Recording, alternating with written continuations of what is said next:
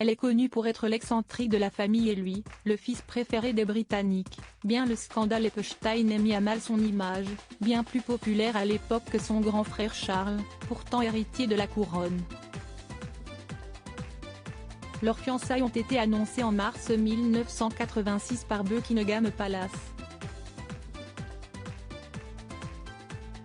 Le 23 juillet de la même année, ils se dirent oui à l'abbaye de Westminster devant 300 millions de téléspectateurs. La traîne de Sarah Ferguson est à peine moins impressionnante que celle de Lady Di 5 ans plus tôt, 5,8 mètres contre environ 8 mètres pour la princesse de Galles. Les deux mariés ont été faits ducs et duchesses d'York par la reine juste avant la cérémonie, mais n'auront pas tout à fait droit au même traitement que le prince Charles, l'héritier au trône.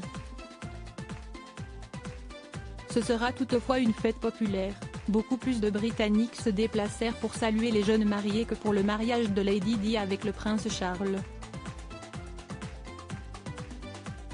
Il faut dire que leur histoire ressemble à un conte de fées des temps modernes.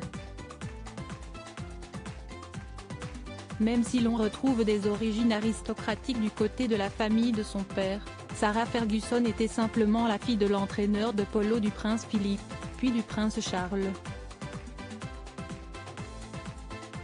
Son destin sera de finir princesse, devant une Angleterre conquise.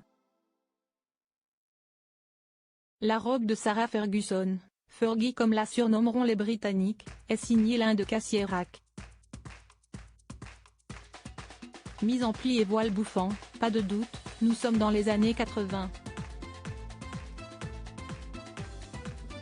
Le prince Andrew, tout comme son témoin, revêtirent un uniforme de la Royal Navy.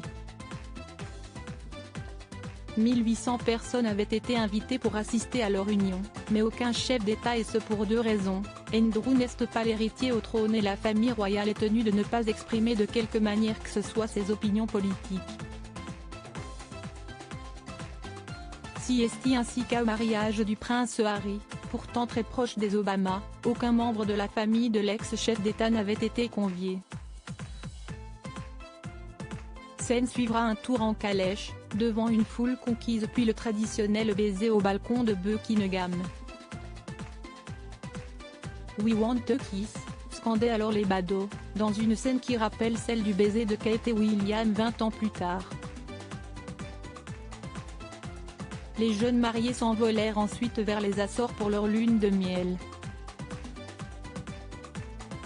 Selon la presse britannique, leur mariage coûta plus cher que celui de Charles et Lady Di.